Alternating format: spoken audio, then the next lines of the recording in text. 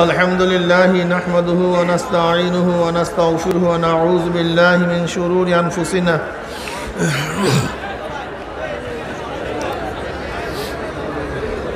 من يهد الله فلا مضل له ومن يضلله فلا هادي له ونشهد أن لا إله إلا الله وحده لا شريك له ونشهد أن محمدا عبده ورسوله أما بعد فأعوذ بالله من الشيطان الرجيم بسم الله الرحمن الرحيم يا أيها الذين آمنوا صلوا عليه وسلموا تسليما اللهم صل على سيدنا ونبينا وشفيعنا وحبيبنا مولانا محمد صلى الله عليه وعلى آله وأصحابه وبارك وسلم اللهم صل حبيبنا مولانا محمد صلى الله عليه وعلى آله وأصحابه وبارك وسلم الله بسم الله الرحمن الرحيم يا أيها الذين آمنوا ادخلوا في السلم كافة ولا تتبعوا خطوات الشيطان إنه لكم عدو مبين صدق الله مولانا العظيم وصدق رسول النبي الكريم আল্লাহ পাকের বান্দা জনাব মুহাম্মদ রাসূলুল্লাহ সাল্লাল্লাহু আলাইহি ওয়াসাল্লামের উম্মতগণ, আল্লাহ পাক রব্বুল আলামিন আপনাকে আমাকে এই ফিতনা ফাসাদের জমানায় যখন তাম দুনিয়ার থেকে ইসলাম মুসলমানদেরকে মিটিয়ে দেওয়ার ষড়যন্ত্র চলতেছে, তাম দুনিয়ার মধ্যে ইসলাম মুসলমান থাকবে কি থাকবে না এই প্রশ্নের সৃষ্টি হয়েছে। যেই জমানায় মানুষ নেকের কাজ ছাড়তেছে, গুনার কাজ ধরতেছে, শুধু গুনার কাজ ধরেই না বরং গুনার কাজে প্রতিযোগিতা শুরু করছে কে কার আগে জাহান্নামে যাবে। সবাই বলি নাউযুবিল্লাহ। যেই জমানায় মানুষ নেকের কাজে আশ্চর্য হয়, গুনার কাজে স্বাভাবিক থাকে, যেই জমানায় মুসলমান ইসলামকে পছন্দ করে না, মুসলমান ইসলামকে পছন্দ করে না বরং নামধারী মুসলমান ইসলামের সবচেয়ে বড় দুশ্মন হয়ে গেছে, সেই মুহূর্তে আল্লাহ পাক রব্বুল আলামিন আপনাকে আমাকে কোরআন ও হাদিসের মাজলিস, আলেম ওলামা, মুমিন মুত্তাকিন, জাকিরিন শাকিরিনদের গুরুত্বপূর্ণ এক দামি অনেক দামি মাজলিসে আসার, বসার, বলার, শোনার তৌফিক আল্লাহ পাক দান করছেন। শুকরিয়া তান সবাই বলে আলহামদুলিল্লাহ। এই মাজলিস অনেক গুরুত্বপূর্ণ, অনেক দামি। আপনারা অনেক দামি হওয়ার কারণে ফেরেশতাদের মাধ্যমে আল্লাহ পাক রব্বুল আলামিন গোটা এরিয়াকে ব্যারিকেড দিয়া ফেলাইছেন। ওয়ান আবি হুরায়রা রাদিয়াল্লাহু তাআলা আনহু ওয়ান আবি সাঈদ খুদরি রাদিয়াল্লাহু তাআলা আনহু আন্নাহুমা শাহিদা আলা রাসূলিল্লাহি সাল্লাল্লাহু আলাইহি ওয়াসাল্লাম, পড়েন সবাই সাল্লাল্লাহু আলাইহি ওয়াসাল্লাম, আন্নাহু ক্বাল লা ইয়াকুদ কওমুন ইয়াসকুল্লাহ তাআলা ইল্লা হাফাতুহুল মালায়েকা ওয়া গাশিয়াতুহুর রাহমা ওয়া নাযালাত আলাইহিমুস সাকিনা ওয়া যাকারুল্লাহু ফী মান ইনদাহু রাহু মুসলিম। জাকিরদের মাজলিসকে ফেরেশতারা ঘিরা ফেলায়। জাকিরদের মাজলিসের উপর আল্লাহ পাক অনবরত রহমত এবং সাকিনা বর্ষণ করতে থাকেন এবং জাকিরদেরকে নিয়ে খোদ আল্লাহ পাক ফেরেশতাদের মধ্যে আলোচনাও শুরু করেন। এই মাজলিস এত গুরুত্বপূর্ণ, জিকিরের মাজলিস এত দামি, খোদ আল্লাহ পাক এই মাজলিসকে কেন্দ্র করে গর্ব করেন। কি করেন? ওয়ান মুয়াবিয়া রাদিয়াল্লাহু তাআলা قال خرج رسول الله সাল্লাল্লাহু আলাইহি ওয়াসাল্লাম। নবীর নাম শুনলে দুরূদ পড়বেন না আপনারা? আমার নবীর উপরে জীবনে একবার দুরূদ পড়া ফরজ। মাজলিসে প্রথম নবীর উপর, নবীর নাম শোনার পরে দুরূদ পড়া ওয়াজিব। নামাজের মধ্যে দুরূদ পড়া সুন্নত। একই মাজলিসে নবী আলাইহিসসালাতু ওয়াসসালামের নাম শোনার পরে বারবার দুরূদ পড়া মুস্তাহাব। কিন্তু ইমামে তহাবী রাহমাতুল্লাহ আলাইহি বলেন, যতবারই নবীর নাম শোনা হবে ততবারই তার উপরে দুরূদ পড়া ওয়াজিব, যদি ফতোয়া আগের উপরে।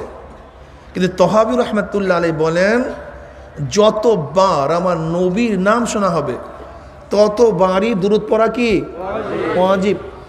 মুহাদ্দিসিন কেরাম অনেক বেশি ফজিলাতওয়ালা, তাদের সম্মান অনেক অনেক, মর্যাদা অনেক বেশি। কারণটা কি? এর মধ্যে একটা কারণ, তারা সবচেয়ে বেশি দুরূদ পড়ে। যখনই হাদিস আসে ক্বালা ক্বালা রাসূলুল্লাহি ক্বালা ক্বালা রাসূলুল্লাহি সাল্লাল্লাহু ক্বালা ক্বালা রাসূলুল্লাহি সাল্লাল্লাহু, এই দুরূদ বেশি পড়ে। পৃষ্ঠায় পৃষ্ঠায়, লাইনে লাইনে নবীর নাম শুনে দুরূদ পড়ে। এই জন্য মুহাদ্দিসিন কেরাম দামি হয়ে গেছে। কি কথা ঠিক না? খরাজ রাসূলুল্লাহি সাল্লাল্লাহু আলাইহি ওয়াসাল্লাম আলা হালকাত মিন আসহাবিহি ক্বালা মা আজলাসাকুম ক্বালু জালাসনা নাযকুরুল্লাহ ওয়া নাহমাদু আলা মা হাদানাল ইসলাম ওয়া মান্না বি আলাইনা ক্বালা আল্লাহি মা আজলাসা যালিক ক্বালু আল্লাহি মা আজলাসা যালিক ক্বালা রাসূলুল্লাহি সাল্লাল্লাহু আলাইহি ওয়াসাল্লাম আমা ইন্নী লাম আস্তাহলিবকুম তুহমাতাল লাকুম ওয়ালাকিন আতানি জিবরাইল ফাআখবারানি আন্নাল্লাহু বাহিকুল মালাইকা। রাহু মুসলিম। নবী আলাইহিসসালাতু ওয়াসসালাম পড়েন না সাল্লাল্লাহু আলাইহি, ভুলে গেলে হবে না। আমার নবীর উপরে একবার দুরূদ পড়বেন, আমার আল্লাহ পাক খুশি হয়ে সাথে সাথে 10টা রহমত নাযিল করবেন। নবী করিম সাল্লাল্লাহু আলাইহি ওয়াসাল্লাম সাহাবায়ে কেরাম রিদওয়ানুল্লাহি তাআলা আলাইহিম আজমাইনদের এমন এক হালকার নিকট থেকে রওনা করছেন। আরবিতে হালকা বলা হয় একত্রিত বসা। কি যে বলছেন না, এটার নাম হালকা। অনেকে বলে আপনারা হালকা জিকির করেন কেন, ভারী জিকির করতে পারেন না? এই গাদায় জানি না হালকা শব্দের অর্থ কি। একত্রিত বসাকে কি বলা হয়? হালকা বলা হয়। সেই মাজলিসটা ছিল কাদের? সাহাবায়ে কেরাম রিদওয়ানুল্লাহি তাআলা আলাইহিম আজমাইনদের সবচেয়ে দামি, সবচেয়ে দামি, যাদের উপর আল্লাহও খুশি আর তারাও আল্লাহর উপর খুশি। রাদিয়াল্লাহু আনহুম ওয়া রাদু আন, আমার মাওলায় খুশি, তারাও মাওলার উপর খুশি। সাহাবাদের উপরে তানকিদ করিয়েন না, বিদ্বেষ রাখিয়েন না। অনুরোধ,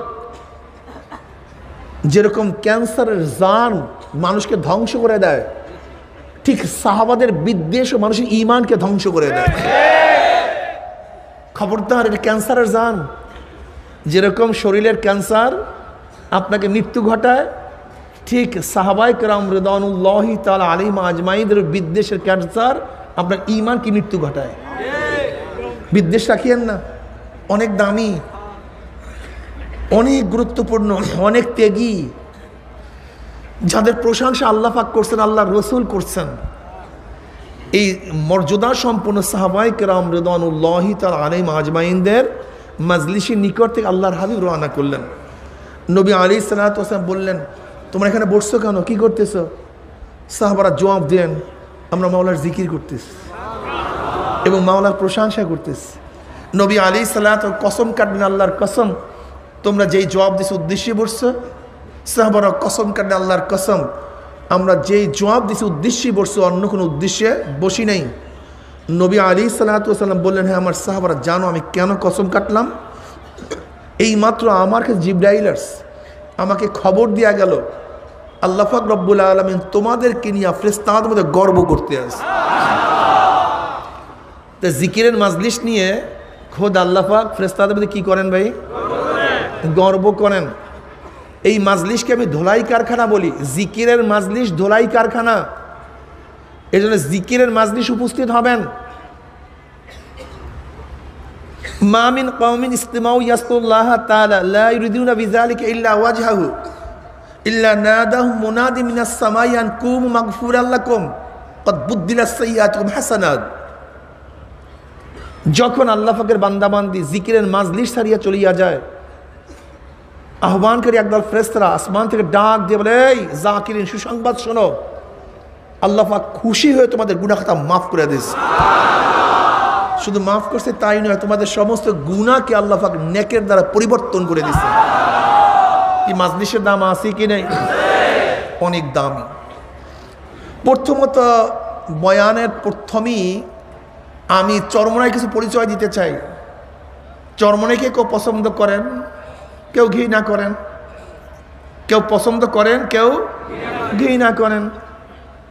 তবে হ্যাঁ, এইটাই স্বাভাবিক, এইটাই হওয়া উচিত। সবাই সবাইকে মোহাব্বত করে না, এমনকি সবাই আল্লাহর উপর ঈমান আনে নাই। আমার নবীকেও সবাই নবী মানে নাই। সমস্ত ভালো লোককে সমস্ত মানুষ প্রশংসা করে নাই। কি কথা ঠিক না? আর সেখানে চরমনাই তো কিছুই না, এটা কোনো পর্যায়ই না।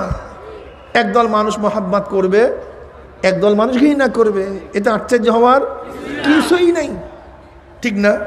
তবে হ্যাঁ, অনেক সময় ভুল মেসেজের কারণে, ভুল জানার কারণে বন্ধু শত্রু হয়ে যায়, আর সঠিক মেসেজের কারণে অনেক সময় শত্রু বন্ধু হয়ে যায়।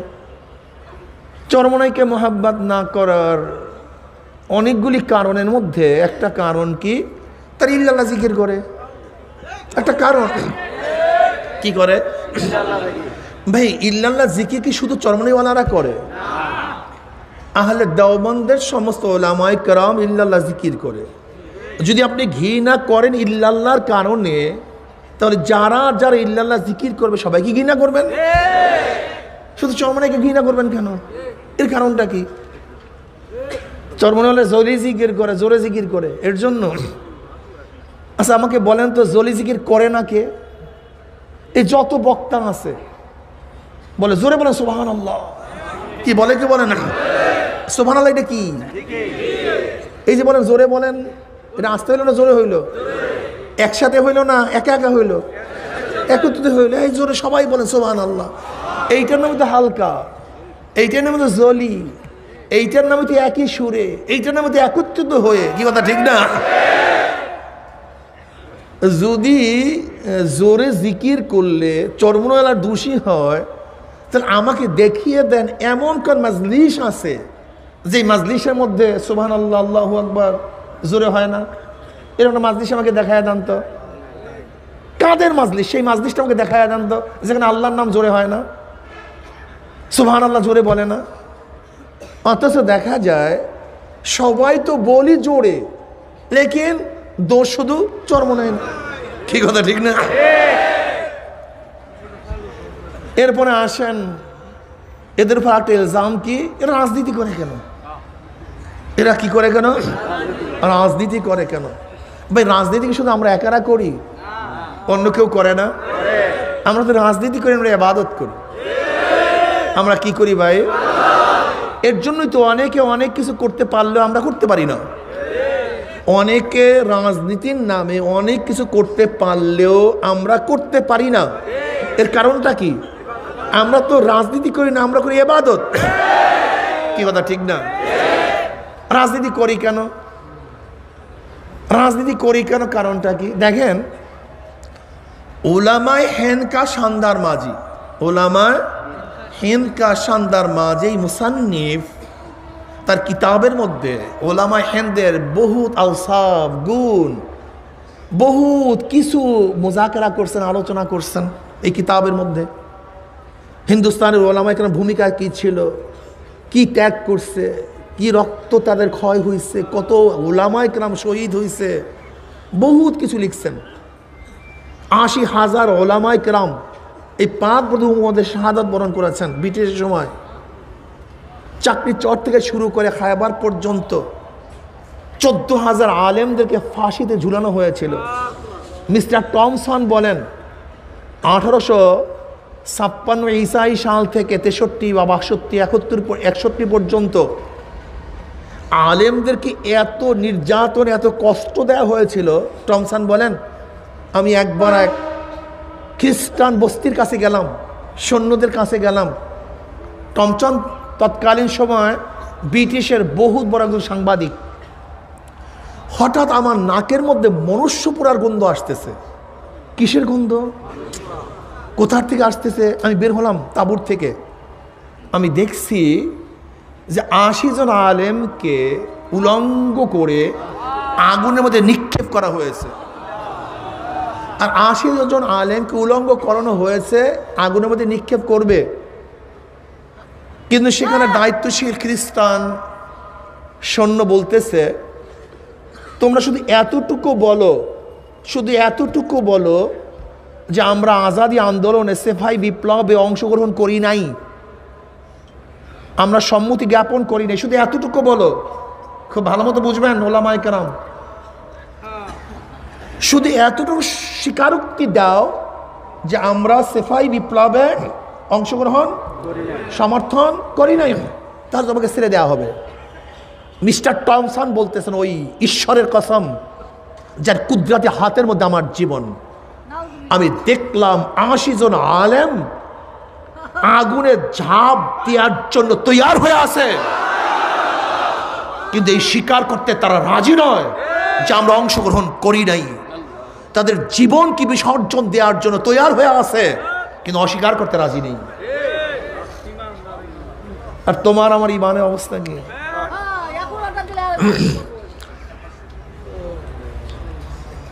কথা বলবেন না, চুপচাপ থাকবেন। আমি কথাটা বুঝাতে পারছি? আজকে আমাদের ইমানের অবস্থাটা কি, আমরা কি করতেছি? তোমার আমার ইমানের অবস্থাটা কি? আব্দুল্লাহ ইবনে হুযায়ফা রাদিয়াল্লাহু তাআলা আনহু, হেরাকাল বিভিন্ন নামে বলতেন, বিভিন্ন ইবারত আছে। রোমের সম্রাট, সে আহলি কিতাব ছিল। নবী আলাইহিসসালাতু ওয়াসসালামের পরিচয় জানা ছিল এবং তার সাহাবায়ে কেরাম রিদওয়ানুল্লাহি তাআলা আলাইহিম আজমাইনদের গুণ সম্পর্কেও সে ভালো মতো জানতো। মানে আগেকার কিতাবে আমার নবীর যেরকম পরিচয় দেওয়া হয়েছে, তার সাথীদেরও এইভাবেই পরিচয় দেওয়া হয়েছিল। সাহাবায়ে কেরাম এরকম ত্যাগী, তারা লোভহীন, তারা ভীত না, দুনিয়ার ভয় তাদের কাজ করে না, আল্লাহর মহাব্বতে সব কিছু ত্যাগ করতে পারে। এরকম বহু ঘটনা হেরাক্কালের জানা ছিল, কিন্তু কোনোদিন সাহাবী দেখে নাই।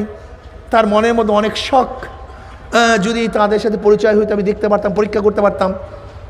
এর জন্য গভর্নরদেরকে আগেই সে বলছে যে নবী মুহাম্মদ আলাইহিস সালাতু ওয়াস সালামের কোনো সাহাবী যদি তুমি পাও তা আমার কাছে পাঠিয়ে দিও, আমি একটু পরীক্ষা করব। যখনই আব্দুল্লাহ ইবনে হুযায়ফা রাদিয়াল্লাহু তাআলা রুমের মধ্যে ঢুকছেন, তেনাদের সাথীকে নিয়ে অমনি অ্যারেস্ট করে হেরাক্লিয়াসের কাছে প্রেরণ করা হয়েছে। রোম কি, পারস্য কি, এ সম্পর্কে সামান্য আপনাদের ধারণা থাকতে হবে। বর্তমান দুনিয়ার মধ্যে দুইটা পরাশক্তি, আমেরিকা এবং রাশিয়া।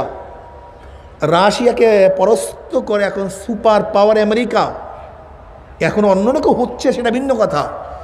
তৎকালীন জমানায় গোটা দুনিয়ার মধ্যে দুইটা পরাশক্তি ছিল, একটা রোম আর একটা পারস্য। পারস্যকে পরাজিত করে একমাত্র সুপার পাওয়ার রোম।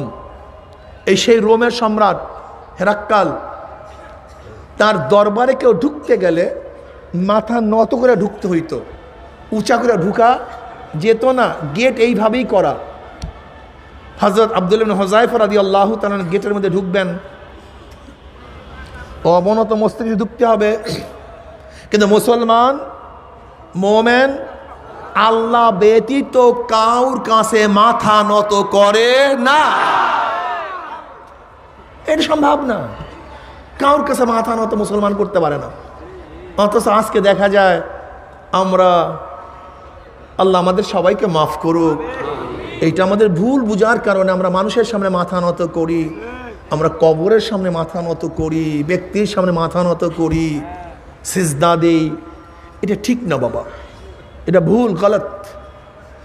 আব্দুল্লাহ ইবনে হুযায়ফা রাদিয়াল্লাহু তাআলা আনহু চিন্তা করছেন, ও কোনো মানুষের সামনে তো মুসলমান মাথা নত করতে পারে না, কিন্তু ঢুকতেও হবে, ঢুকবো কীভাবে?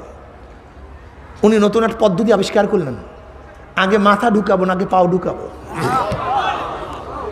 আগে এরপরে এরকম পাও আস্তে সামনে দিয়া মাথায় পিছনে রেখে ঢোকা শুরু করছে। হেরাক্লিয়াসের ভাই গরম হয়ে গেছে, এত বড় সাহস, রোম সম্রাটের সামনে আগে পাও দিবে। পারবেন আপনারা কেউ বর্তমান এমপিদের সামনে পাও আগে বাড়াতে? পারবেন মন্ত্রীদের সামনে পাও বাড়াতে? আজকে পারবেন প্রাইম মিনিস্টারের সামনে পাও বাড়াতে? হ্যাঁ, এত সহজ? খুব কঠিন অবস্থা, গরম হয়ে গেছে পরিষদ। আবার কে? কারণ শরীরের মধ্যে যে কাপড়ে কবে ধুইছে খবর নেই, কাপড়ের রং সং নেই, একটা কাপড় বা কার গায়ে দুইটা কাপড়ের বেশি নেই, একটা পরনে একটা গায়ে, ব্যাস ময়লা, চুলগুলি এলোমেলো, শরীরের মধ্যে রৌনক নাই, না খেতে খেতে শুকায় গেছে, ব্যাস এরকম পরিপাটি চেহারা না, চুল আঁচড়ানো না, এই দাড়িগুলিও তো কোকড়ায় গেছে, জামা কাপড়গুলি ময়লা। এরকম এক বেদুইন রোম সম্রাটের সামনে আগে পাও দিয়ে ঢুকবে, এই চিন্তাই কেউ করতে পারে না কোনোদিন। এ ফার্স্ট, এ মানজারি ফার্স্ট, এই দৃশ্য ফার্স্ট রোমের মধ্যে। কিন্তু মুসলমানের অন্তরের মধ্যে বরক্ত কার? এর জন্য অন্য সব বরক্ত বের হয়ে গেছে। একজন কি বড় মনে করে মুসলমান, সে কে? এর জন্য মুসলমান মাঝে মাঝে হুঙ্কার দেয়, আল্লাহু আকবার। বড় কে? জোরে বলে আল্লাহু আকবার। এই বরক্ত আল্লাহর বরক্ত এবং আজমত, আল্লাহর বরক্ত এবং আজমত কলবের মধ্যে বসাও। মনে রাখতে হবে, আল্লাহর বরক্ত যদি কলবের মধ্যে না বসাও, তাই শয়তান হাজারো বরক্ত তোমার কলবের মধ্যে সৃষ্টি করে দিবে। কি কথা ঠিক না? এর জন্য মাঝে মাঝে ধরিয়ে দিও, আল্লাহু আকবার, নারায়ে তাকবীর। আল্লাহর বরক্ত আজমত অন্তরের মধ্যে ভালো মতো গেঁথে দাও। অন্য কার বরক্ত মুমিনের অন্তরে থাকতে পারে না, বসাও। আল্লাহ বাস। কিন্তু হেরাক্লিয়াস চিন্তা করতেছে, গরম হয়ে লাভ নেই, পরীক্ষা করার জন্য আনছি, যদি মেরে ফেলি তাহলে তো পরীক্ষা হবে না, লাভটা কি? কি লাভ? থামো, কেউ কিছু বলিও না, ওকে আসতে দাও। ভয়হীন ভীতিহীন ঢুকে গেছে, দেখে যে সিংহাসনের পাশেই একটা সিট খালি।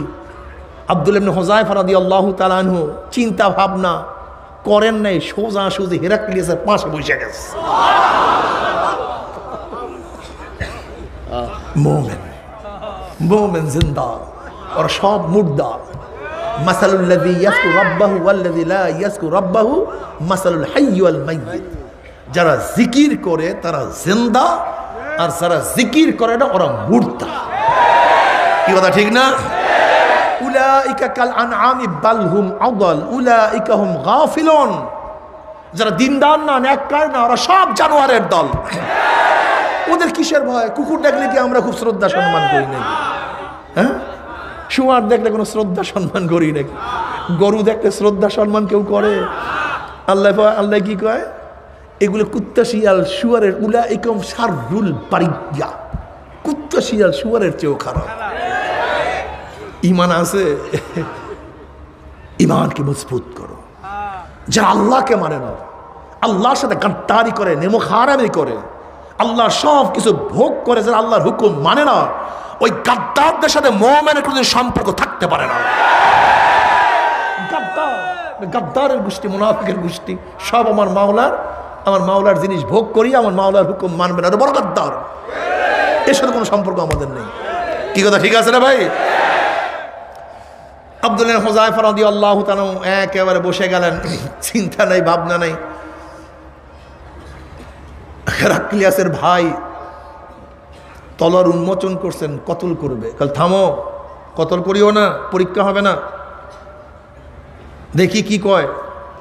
এবার আব্দুল্লাহ ইবনে হুযায়ফা রাদিয়াল্লাহু তাআলা আনহুকে পরীক্ষা করা শুরু হয়ে গেছে। কি? লোভ দিয়ে। লোভ দিয়ে। কি লোভ? ক্ষমতার লোভ। আব্দুল্লাহ শোন, আমার বাসায় অর্ধেক তোকে দিয়ে দেব, অর্ধেক। কিন্তু শুধু একটু শর্ত, তাহলে কি? তোমার ইমানটা ছাড়তে হবে। ইমান যদি ছেড়ে দাও তাহলে রোমের রোমের রোমের অর্ধেক বাদশাহী তোমার। আর এর পরের তা খবর আসতেছে, শুধু শর্ত ইমান ছেড়ে দাও। হ্যাঁ, আব্দুল্লাহ ইবনে হুযায়ফা রাদিয়াল্লাহু বললেন, হেরাক্কাল, রোমের অর্ধেক বাদশাহী কেন, গোটা দুনিয়ার বাদশাহী যদি আমাকে দিয়ে দেওয়া হয়, গোটা দুনিয়ার বাদশাহীর মধ্যে লাথি মারবো, কিন্তু আমি ইমান ছাড়বো না। কি করবো তোমরা বলো তো, আমি কি করব? এরকম হোক যদি আমাকে দেয়া হয় যে চিটাঙ্গের মেয়র বানিয়ে দেওয়া হবে, এখানের এমপি বানিয়ে দেওয়া হবে, আমাকে প্রাইম মিনিস্টার বানিয়ে দেওয়া হবে, তা আমার অবস্থাটা কি হবে? আপনি তো বলবেন ভাই ওখানে গেলে অনেক কিছু করতে পারবো, ইসলামের খেদমত করতে পারবো, শুধু নীতি এবং আদর্শ বিসর্জন দিতে হবে, পরে কিছু দেখা যাবে, আছে ক্ষমতায় জায়গা নেই, আবার তওবা করব। এই ফতুয়া ঘোরাফেরা শুরু হয়ে যায়, তো কথা ঠিক না? এবার দেখেন, আমিনু কামা আমানান নাস। আমি এই ঘটনা বলার উদ্দেশ্য, হাদিস বয়ান করার উদ্দেশ্য হলো এখান থেকে আমাদের ইমানকে টালি দিতে হবে যে আমাদের ইমানের অবস্থাটা কি। এর জন্যই বয়ান করতেছি, আমি নিজের জন্য বয়ান করতেছি। ওয়াযাক্কির ফাইন্না যিকরা তানফাউল মুমিনিন। এই সমস্ত মুযাকরার দ্বারা, আলোচনার দ্বারা ইমান বৃদ্ধি পায়, ইমান মজবুত হয়। কি কথা ঠিক না? এবার হেরাক্কাল বলতেছে, না এটার তো ক্ষমতার লোভে কাজ হবে না, এবার আর এক চিজ, মহিলা। কেন, গোটা দুনিয়ার মধ্যে ধ্বংস করার জন্য আজও হাতিয়ার হিসেবে ব্যবহার করতেছে দুইটা জিনিস, ক্ষমতার লোভ, নারীর লোভ। কি কথা ঠিক না? ক্ষমতার লোভ, নারীর লোভ মারাত্মক।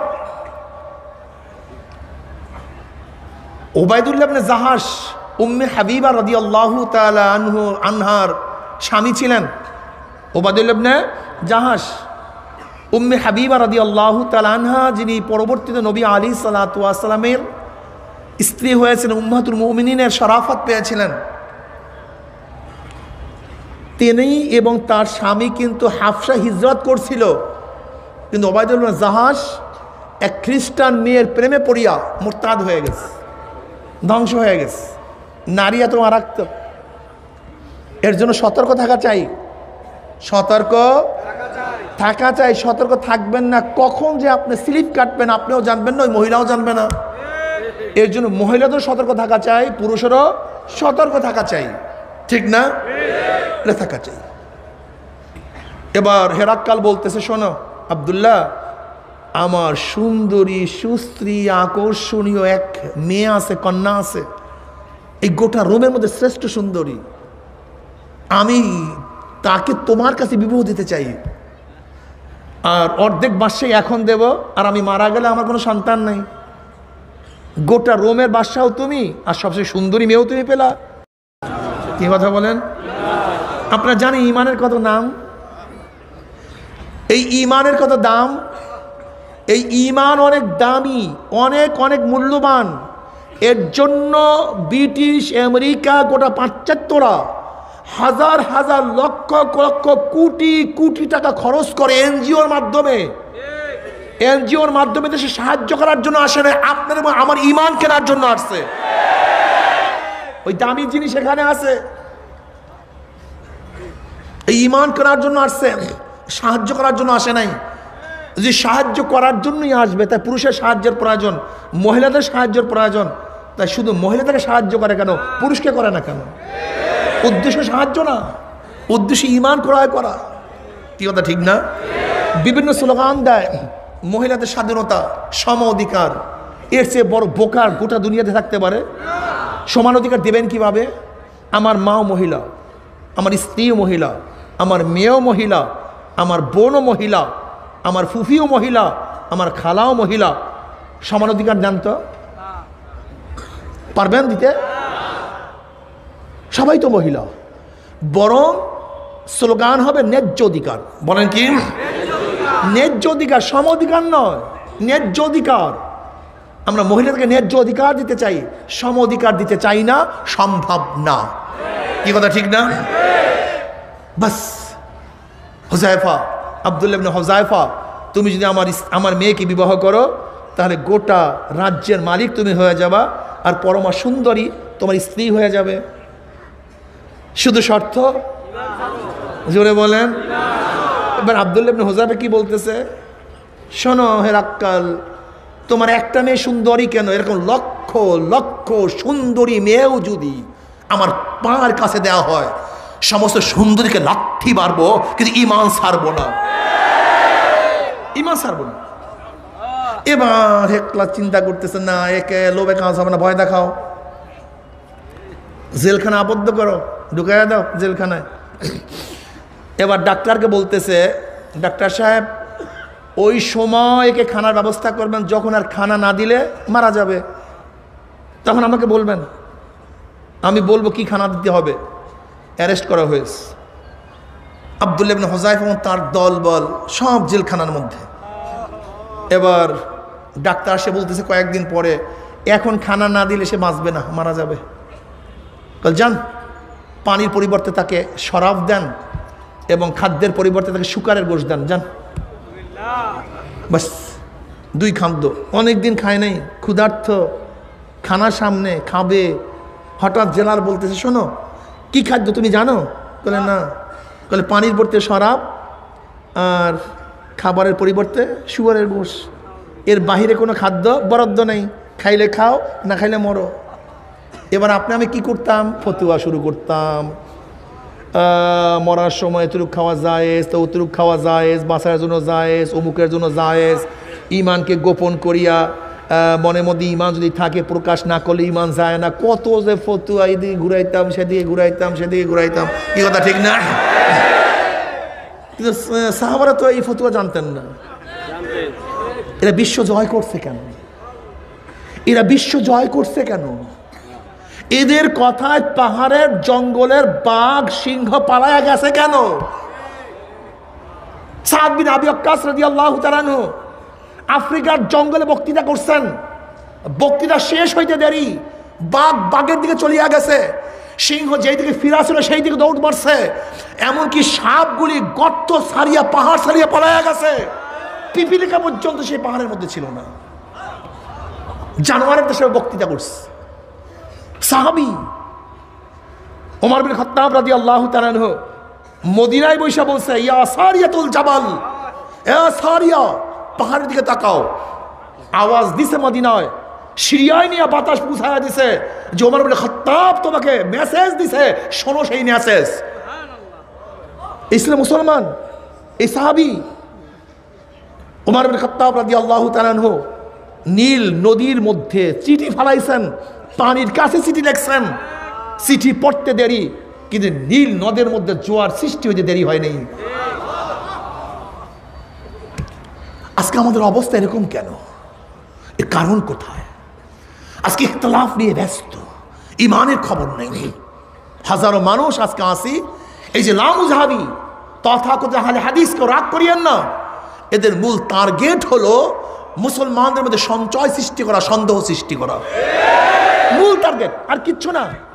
মূল টার্গেট, আমি নামাজ পড়ি হয় কি হয় না, আমি রোজা রাখি হয় কি হয় না, মাযহাব মানে শিরক কি শিরক না, তো এটা কি করব, বাস ধাঁধা, বাস লাগো ধাঁধা সৃষ্টি করে দেওয়া। আর এদের খপ্পরের মধ্যে পড়ে কে? বাংলা পড়ছে, ইংলিশ পড়ছে, আরবি সম্পর্কে কিছুই জানে না, কোরআন হাদিস সম্পর্কে জ্ঞান নাই। ওই সমস্ত চতুররা, ওই সমস্ত দালালরা আমাদের মুসলমান যুবকদের মাঝে এমন কিছু প্রশ্ন সৃষ্টি করে দেয় যে প্রশ্নের জবাব ওর কাছে নাই, ও প্রশ্নের পিছনে ঘুরতে থাকে, ঘুরতে থাকে, ঘুরতে থাকে, জানি না ও শেষ অবস্থা কি হবে, আল্লাহই ভালো জানে। সন্দেহ, এটি ঠিক কি ঠিক না, এটি ঠিক কি ঠিক না। ওরা আপনারা আমার মধ্যে সন্দেহ কি সৃষ্টি করেছে? পীর মুরিদি জায়েজ নেই। এ কোথার থেকে আসছে পীর মুরিদি? এ তো সব শিরক। কোরআনের মধ্যে পীর নেই, হাদিসের মধ্যে পীর নাই। কোথার থেকে পীর আসছে? পীর আসছে তোমার মাথার থেকে।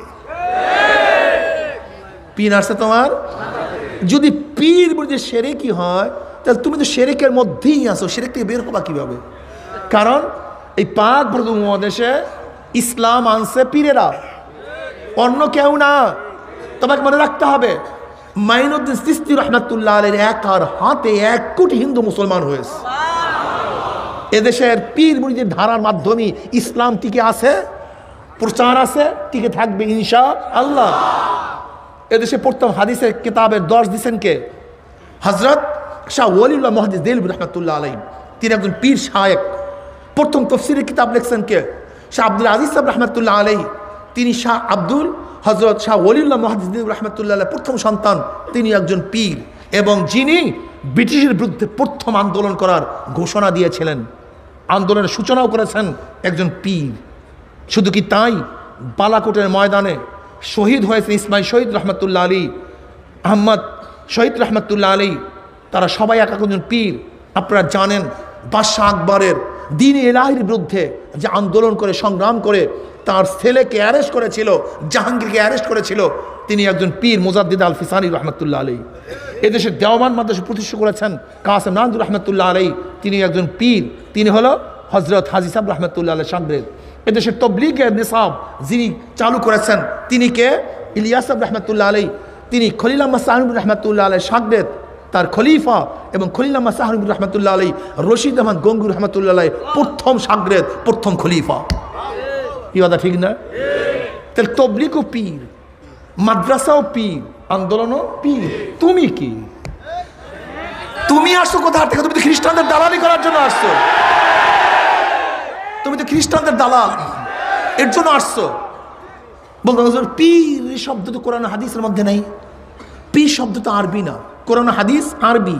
পীর শব্দ ফার্সি, কোরআন হাদিস আরবি। তা তুমি পীর শব্দ পাবা কোথায় কোরআনের মধ্যে? দেখো অল্টারনেট মুরাদেফ কোনো শব্দ আছে কি নেই? যেরকম নামাজ কোরআন হাদিসের মধ্যে আছে, রোজা না কোরআন হাদিসের মধ্যে আছে। তা নামাজ পড়ো কেন? রোজা রাখো কেন? নামাজও নেই, রোজাও নেই। যদি আমি এই কথা বলি নামাজ রোজা যেহেতু কোরআনের মধ্যে নেই, অমনি আপনি আমাকে বলবেন বোকা। নামাজ ও রোজা তো ফার্সি শব্দ, আর কোরআন হাদিস আরবি শব্দ। নামাজ রোজা তুমি পাবা কোথায়? তুমি দেখো নামাজ রোজার আরবি কোরআন হাদিসের মধ্যে আছে কি নাই, সালাত এবং সম আছে কি নাই। আমিও তোমাকে বলবো গাধা, তুমি পীর শব্দ ফার্সি, এটা কোরআন হাদিসের মধ্যে খোঁজো কেন? তুমি দেখো পীরের মুরাদেব অল্টারনেট শব্দ মুর্শিদ, শায়েখ এবং মুহতাদুন এই সমস্ত শব্দ কেন আছে কি নাই, এটা দেখো আছে কি নেই। মানুষকে ধোঁকা দেওয়ার জন্য, মানুষকে ধোঁকা দেওয়ার জন্য। তবে হ্যাঁ, যেহেতু পীর মুরিদের মাধ্যমে দেশে ইসলাম প্রচার হয়েছে, এর জন্য ওরিয়েন্টালিস্টরা, খ্রিস্টান ওরিয়েন্টালিস্টরা সুফিসাম নামে হাজারো ভণ্ডামি, হাজারো হাজারো বেদাতি, হাজারো সেরেকি এই সুফিসামের মধ্যে ঘটায় দিস, এই তাসওয়ার মধ্যে ঘটায় দিছে। উলুহিয়াত হুজ্জাতুল্লাহ বালাগার মধ্যে শাহ ওয়ালিউল্লাহ মুহাদ্দিস দেলভী রাহমাতুল্লাহ আলী তিনি এই উলুহিয়াতের বয়ান করছেন। হাজারো মানুষ আছে যারা মনে করে এই পীরের মধ্যে, শায়েকের মধ্যে আল্লাহ ঢুকছে। উলুহিয়াত আল্লাহর যে ক্ষমতা তা এর মধ্যে আছে। যেরকম হিন্দুদের মধ্যে ঢুকছে যে আল্লাহর অনেক ক্ষমতা কালীর মধ্যে আছে, দেবীর মধ্যে আছে, রাধার মধ্যে আছে, কৃষ্ণর মধ্যে আছে, সরস্বতীর মধ্যে আছে। কাজে আমি যদি রাধা এবং কৃষ্ণকে তপস্যা করে আরাধনা করে সন্তুষ্ট করতে পারি, তাহলে আমার এই লাভ হবে, সেই লাভ হবে, সেই লাভ হবে। ঠিক ওই একই আকীদার থেকে ওরিয়েন্টালিস্টরা, খ্রিস্টান এবং শয়তানরা ঢুকায় দিয়েছে আমাদের মধ্যেও যে আল্লাহর ওলির মধ্যে এই ক্ষমতা আছে।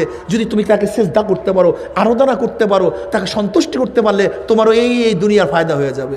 জোরে বলেন নাউযুবিল্লাহ। ওই একই আকীদা, একই বিশ্বাস। এই জন্য দেখবেন এরা নামাজের মধ্যে নাই, রোজার মধ্যে নাই, পর্দার মধ্যে নাই। যতই আপনি বলবেন এদের বিশ্বাসটা এমনভাবে জমছে যে আমার আমার আমার নৌকার মাঝি আমার বাবা, কাজে আমার কোনো টেনশন নাই, আমার বাবা আমাকে বায়া বায়া জান্নাতে নিয়ে যাবে। এর জন্য দেখবেন বড় বড় গরু নিয়া বাবার কাছে ঠিকই দৌড়ায়, কিন্তু মসজিদে গিয়ে আল্লাহকে সেজদা দেয় না। দেখছেন এদের অবস্থা কি? খ্রিস্টানদের আকীদা, খ্রিস্টানদের আকীদা কি জানেন? গোটা দুনিয়ার মধ্যে সবচেয়ে বেশি গুনাহ করে খ্রিস্টানরা। কারণ কি? খ্রিস্টানদের বিশ্বাস নবী ঈসা আলাইহিস সালাতু ওয়াস সালাম পুত পবিত্র রূহুল্লাহ, কালিমাতুল্লাহ।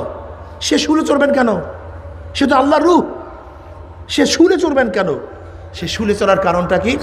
কিয়ামত পর্যন্ত যত খ্রিস্টানরা দুনিয়াতে আসবে এদের যত গুনাহ সব অগ্রিম তিনি শুলে চড়াইয়া মাফ করে ফেলাইছেন। এখন খ্রিস্টানদের কোনো গুনাহই নেই। এখন শুধু কাজ, কি কাজ? কুরুশকে যদি চুম্বন করতে পারে, কুরুশ দেখবেন প্রত্যেকটা খ্রিস্টানদের বুকের উপরে একটা যোগ চিহ্ন আছে। যোগ চিহ্ন। ওই যে রোমের থেকে যখন খ্রিস্টান পোপ আসছিল আমাদের দেশে, আপনারা দেখছেন মালার মধ্যে বিশাল একটা এরকম যোগ চিহ্ন। এদের আকীদা বিশ্বাস, এই যোগ চিহ্নকে যদি মাঝে মাঝে চুমা করতে পারো, আর রবিবার গিয়া কোনো রকমের যদি গির্জার সামনে ঈসা ইবনে মসিহকে এবং মারিয়ামের প্রতিমের উপরে একটু শ্রদ্ধা নিবেদন করতে পারো, তাহলে তোমার যত গুনাহ করো, সুদ খাও, ঘুষ খাও, জেনা করো, মিথ্যা বলো, সব মাপ। ঠিক ওই একই বিশ্বাস থেকে আমাদের মধ্যে ঢুকাইয়া দিছে, তুই সুদ খা, টেনশন মুক্ত, ঘুষ খা, কোনো টেনশন নাই, তুই চুরি কর, কোনো টেনশন নাই, তুই জেনা কর, কোনো টেনশন নাই, তুই আওয়ামী লীগ কর, বিএনপি কর, জাতীয় পার্টি কর, জাসদ কর, বাসদ কর, দাড়ি কামা, দাড়ি সার, বড় চুল রাখ, যা মনে চাই কর, খালি আমাকে একটু মাঝে মাঝে তপস্যা করবি, নাজরানা পেশ করবি, তো সমস্ত গুনার গ্যারান্টি আমি। বাস। দেখছেন এদের ভক্তরা সব করে, সব, এমন কোনো গুনাহ নাই যা করে না, আর মাঝে মাঝে গরু নিয়ে দৌড়াদৌড়ি করে, ব্যাস ব্যাস। অথচ নবী আলাইহিস সালাম কি বলেন? এ ফাতেমা, নিজেকে নিজে জাহান্নামের আগুন থেকে বাঁচাও।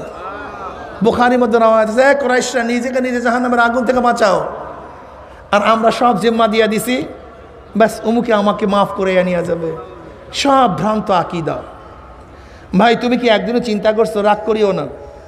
তুমি কি একদিনও চিন্তা করছো, যার আশায় নামাজ ছাড়ছি, রোজা ছাড়ছি, পর্দা ছাড়ছি, খুদ ওই ব্যক্তি জান্নাতে যেতে পারবে কি পারবে না?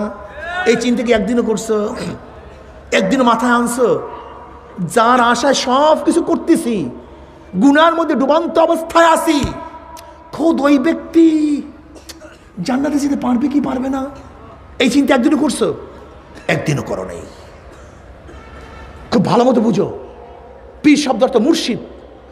মান ইয়াহদিল্লাহু ফাহুয়াল মুহতাদ ওয়া মান ইউদ্লিল ফালান তাজিদা লাহু ওয়ালিয়্যাম মুরশিদা। মুর্শিদ মানে পথ প্রদর্শক। মুর্শিদ মানে, জোরে বলেন, আমার নবী মুর্শিদ হিসাবে দুনিয়াতে আসছেন, আমরাও নবীর ওয়ারিস মুর্শিদ হিসেবে আসছি পথ প্রদর্শন করার জন্য। এইটা জান্নাতের পথ, এইটা জাহান্নামের পথ, এইটা হালাল, এইটা হারাম, এইটা জায়েজ, এইটা জায়েজ না। মুর্শিদের কাজ পথ প্রদর্শন করা, সালেকের কাজ পথে চলা, আর আমার মাওলার কাজ জান্নাতে পৌঁছায়া দেওয়া। ওস্তাদের কাজ পড়া শিখানো, ছাত্রের কাজ পড়া মুখস্থ করা, আর এক্সামিনারের কাজ পাস ফেল করা। ঠিক আমাদের কাজ ইবাদত শিখাইয়া দেওয়া, আর আমার মাওলার কাজ হলো জান্নাত এবং জাহান্নামে দেওয়া। যাকে ইচ্ছা করবেন জান্নাতে দিয়া দিবেন, আর যাকে ইচ্ছা করবেন আমার মনে হয় নাম জান্নাত থেকে কাটিয়ে দিবেন। তুমি কে? তুমি কে? সমস্ত ক্ষমতার মালিক কে? আল্লাহ। আচ্ছা, আমাকে বলো তো, নবী আলাইহিস সালাতু ওয়াস সালাম শাগরেদ হওয়ার পরে কেউ কি নবীর আশায় নামাজ ছাড়ছিল? যে আমরা নবীর সাহাবী, আমাদের নামাজ লাগবে কেন? বরং শোনো, বরং শোনো, ওমর ইবনে খাত্তাব রাদিয়াল্লাহু তাআলা যখন জান্নাতের সুসংবাদ পেয়েছেন, ওমর কি বললেন? আগামীকাল আমি নামাজ পড়বো না। কারণ নামাজ তো পড়ে জান্নাতে যাওয়ার জন্য, আল্লাহর রেজার জন্য, যেহেতু জান্নাতের সুসংবাদ পেয়েই গেছে, নামাজ পড়বো কেন? আল্লাহ নবী কি বললেন জানেন? ওমর, আগামীকাল সর্বপ্রথম যে ব্যক্তি জামাতে উপস্থিত হবে সেই ব্যক্তি তুমি। আগামীকাল সর্বপ্রথম যেই ব্যক্তি জামাতে উপস্থিত হবে সেই ব্যক্তি তুমি। তারা জান্নাতের সুসংবাদ পেয়েও নামাজ ছাড়ে নাই, আর আমি যার পিছনে লাগছি জান্নাতে নিয়ে যাবে, সে নিজে জান্নাতে যেতে পারবে কি পারবে না সেই গ্যারান্টি নাই। অথচ আমি নামাজ ছাড়ছি, আমি রোজা ছাড়ছি। তবে তোমাকে স্পষ্ট কথা বলতে চাই, তুমি ভালো মতো বুঝো, বোঝার চেষ্টা করো। তুমি অলি চেনো নাই, তুমি অলি চিনতে ভুল করছো। অলি চিনতে আল্লাহ পাক কালামে পাকের মধ্যে ফরমান, আলা ইন্না আউলিয়া আল্লাহি লা খাউফুন আলাইহিম ওয়া লা হুম ইয়াহজানুন আল্লাযীনা আমানু ওয়া কানু ইয়াত্তাকুন লাহুমুল বুশরা ফিল হায়াতিদ দুনিয়া ওয়া ফিল আখিরাহ। গোটা দুনিয়া আমার শোন, যারা আমার অলি, অলির বহু বছর আউলিয়া, যারা আমার বন্ধু, তাদের ভয় নাই, চিন্তা নাই। ভয় নাই, ওলি কারা? ওলি কারা? আল্লাযীনা আমানু ওয়া কানু ইয়াত্তাকুন, যাদের মধ্যে দুইটা গুণ। কয়টা গুণ? জোরে বলেন, কয়টা গুণ? ঈমান ও তাকওয়া। বলেন, জোরে বলেন, জোরে বলেন। ঈমান ও তাকওয়া, ঈমান ও তাকওয়া। যদি রিকশাওয়ালার মধ্যে থাকে সে আল্লাহর ওলি, যদি কুলির মধ্যে থাকে সে আল্লাহর ওলি, মেতরের মধ্যে থাকলে তুমি ভাবিও না চরমনায় পীর সাহেব শুধু আল্লাহর ওলি। তুমি এই কথা ভাবিও না মুহাদ্দিস সাহেব আল্লাহর ওলি, অমুক মুফতি সাহেব আল্লাহর ওলি। নও, বরং ঈমান ও তাকওয়া মেতরের মধ্যে থাকলে সে আল্লাহর ওলি। তুমি কি জানো এই দিল্লি মসজিদের ডিজাইনার কে, আর্কিটেক্ট কে? জানো না? বাদশাহ শাহজাহান একটা স্বপ্ন দেখছে, একটা মসজিদ স্বপ্ন দেখছে। ভোরবেলা উঠা তিনি চিন্তা করছে, আমি যে মসজিদ দেখছি ওই ডিজাইন একটা মসজিদ করব। আর্কিটেক্ট ডাকছে, ইঞ্জিনিয়ার ডাকছে, ইঞ্জিনিয়ার সাহেব আমি একটা মসজিদ স্বপ্ন দেখছি, আমি সেই ডিজাইনের মসজিদ করতে চাই। কলে বলেন নমুনা, বলেন কোন নমুনা, ভুলে গেছি, মনে নেই। কলে আমি ডিজাইন করবো কীভাবে? এ আমার দ্বারা কাজ হবে না। আধ্যাত্মিক লোক ডাকেন, আধ্যাত্মিক লাইনের লোক ডাকেন, তারা আপনাকে বলবে। দেখা হয়েছে ওই জমানার বড় অলি, বড় বুজুর্গ, তিনি আসছেন। আর বুজুর্গরা তো সবসময় নিজেদের বুজুর্গই সুফায়া রাখে, গোপনে রাখে। আর আমরা কিছু না হইলে শুধু প্রকাশ করি, খালি প্রকাশ করি। এখন বুজুর্গ বলতেছে, আপনি আমাকে ডাকছেন ডিজাইন করার জন্য, আমি তো বড় অলি না, আমি তো বড় বুজুর্গ না। বলতে কে বড় বুজুর্গ? আপনার বাবুর্চি খানায় যে বাবুর্চি সে আমার চেয়ে বড় অলি, আপনি তাকে ডাকেন। ডাকা হইল বাবুর্চি সাহেবকে। বাবুর্চি সাহেব বলতেছেন, বাদশা নামদার আমি তো বড় অলি না, আমি তো বড় না। বলে কে? বলে আপনার যে মেতর, আপনার পায়খানা সাফ করে সে আমার চেয়ে বড় অলি, তাকে আপনি ডাকেন। এবার ডাকা হইল মেতরকে।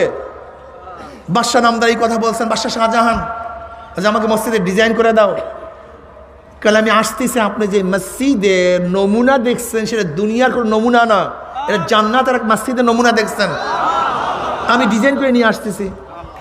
কিছুক্ষণ পরে সেই মেতর কাগজের মধ্যে একটা ডিজাইন করে নিয়ে আসছে। বাদশাহ শাহজাহান বলছে, আল্লাহর কসম, আমি স্বপ্নের মধ্যে যেই মসজিদ দেখছি এই মসজিদের ডিজাইনই দেখছি।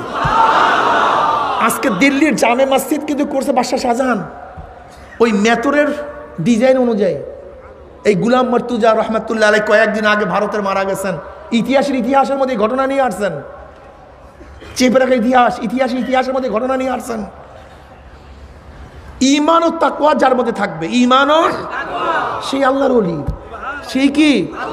সেই আল্লাহর ওলি। চরমনাইওয়ালারা শুধু মোমেন তৈয়ার করে না, চরমনাইওয়ালা শুধু নামাজি তৈয়ার করে না, আল্লাহ পাকের শকর চরমনাইওয়ালারা হাজার ওলি তৈয়ার করে, ঈমান ও তাকওয়ালা তৈয়ার করে। তাকওয়া কি জিনিস? আত-তাজান্নুব আম্মা ইয়াদুররু ফিল আখিরাহ, আখিরাতে ক্ষতি হয় এমন জিনিস থেকে নিজেকে বাঁচায় রাখার নাম তাকওয়া। আত-তাজান্নুব আন কুল্লি মা ইউসামু মিন ফাইলিন আও তারকিন হাত্তা আস-সাগাইর ইনদা কওমিন ওয়া হুয়া মুতাআন বিসমি তাকওয়া।